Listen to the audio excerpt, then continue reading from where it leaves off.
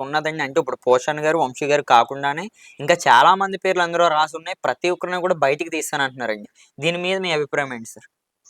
ఎంతమందిని తీసినా సరే దానికి చట్టబద్ధంగా అది రైటా, రాంగా అనేది కోర్టులో తేలాల్సిందే.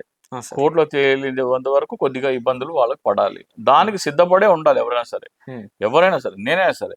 రేపొద్దున నా మీద కూడా ఎవరో పవన్ కళ్యాణ్ విమర్శించారు కాబట్టి మా మనోభావాలు దెబ్బతిన్నాయని కేసులు పెడితే నేను కూడా ఒక 3 నెలల్లో, 6 నెలల్లో జైల్లో ఉండడానికి సిద్ధపడాలి. Okay sir. సిద్ధపడితే ఇంకెవరైనా చేసేది లేదు. అవునండి. అయ్యేది జరుగుతుంది చూసుకుందాం అంటమే. హ్మ్. అంతకు మించి చేసేదేమి లేదు. అది హ్మ్. రెడ్ బుక్ అవనివ్వండి, బ్లాక్ బుక్ అవనివ్వండి, ఏ బుక్ అయినా సరే అవనివ్వండి. కేసులు పెట్టుకుంటారు. అది నిలబడితే నిలబడకపోతే నిలబడవు. మోస్ట్‌లీ నిలబడవు. ఆ! సార్. నిలబడితే ఏ ఆధారాలు నిలబడ్డాయి అవన్నీ రుజువు చేయడం చాలా కష్టం. సో, అవంత పెద్ద ఇదేం కాదు. అలాగే సుప్రీం కోర్ట్‌కెళ్ళి ఆంధ్రప్రదేశ్‌లో ఇలా జరుగుతుంది. ఇలా ఎవరినో తిడితే ఎవరో మనోభావాలు దెబ్బతిన్నాయని కేసులు పెడుతున్నారు కాబట్టి వాటికి ఒక రిలీఫ్ కావాలని హైకోర్టు నుంచి గాని, సుప్రీం కోర్ట్ నుంచి గాని ఒక బ్లాంకెట్ ఆర్డర్ తీసుకుంటే ఉపయోగపడుతుంది. ఆ! సార్. సరే అదొకటండి. ఒకటి రెడ్ బుక్ అండి.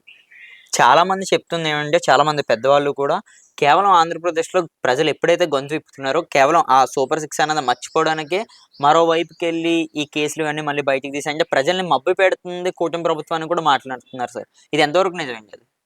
మభ్యపెట్టడం కాదు, డైవర్ట్ చేయడం. ఆ! సార్. అసలు విషయం మొన్నేంటి అసెంబ్లీలో ఒక చర్చ జరిగింది. అసెంబ్లీలో ఏమని చర్చ జరిగింది? ఆంధ్రప్రదేశ్ అప్పు ఎంత? 2014లో రాష్ట్రం విడిపోయినప్పుడు అప్పుడెంత అప్పు? చంద్రబాబు నాయుడు దిగిపోయినప్పుడు ఎంత అప్పు? హ్మ్. జగన్మోహన్ రెడ్డి దిగిపోయినప్పుడు ఎంత? ఈ రోజున ఎంత అని అడిగారు. అవును. దానికి సమాధానం చెప్పాలి. సమాధానం చెప్పే బదులు అది చెప్పకుండా ఈ అసెంబ్లీలో ఈ ఈ కళలందరూ ప్రదర్శించారు కదా! అవును. దాని మీద డైవర్ట్ అయిపోయింది. సో, అవును. అది డైల్యూట్ అయిపోయింది. హ్మ్. అది ఎప్పటికైనా సరే ఇవాళ కాకపోతే రేపైనా, రేపు కాకపోతే ఎల్లుండైనా సరే ప్రజల్లోకి వాస్తవాలేంటి, నిజానిజాలేంటి ప్రజల్లోకెళ్తాయి.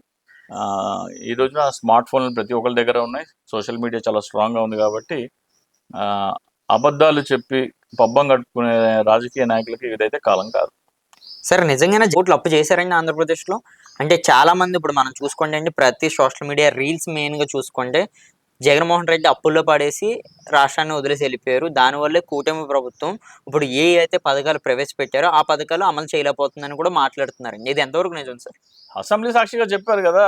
లేదని. అబద్ధం అని ఆళ్ళే ఒప్పుకున్నారు కదా! మేము అబద్ధాలు చెప్పామని ఆళ్ళే ఒప్పుకున్నారు. అసెంబ్లీలో ఒప్పుకున్నారు. కౌన్సిల్‌లో ఒప్పుకున్నారు. ఆ! సార్. ఇంకా అంతకంటే ఏం కావాలి?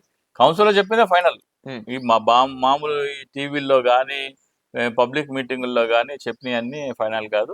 కేవలం మీరు అసెంబ్లీలో గానీ, కౌన్సిల్‌లో గానీ చెప్పింది ఫైనల్. పార్లమెంట్‌లో గానీ, లోక్‌సభ గానీ, రాజ్యసభ గానీ, కౌన్సిల్ గానీ, అసెంబ్లీ గానీ హ్మ్. వీటిల్లో చెప్పిందే ఫైనల్.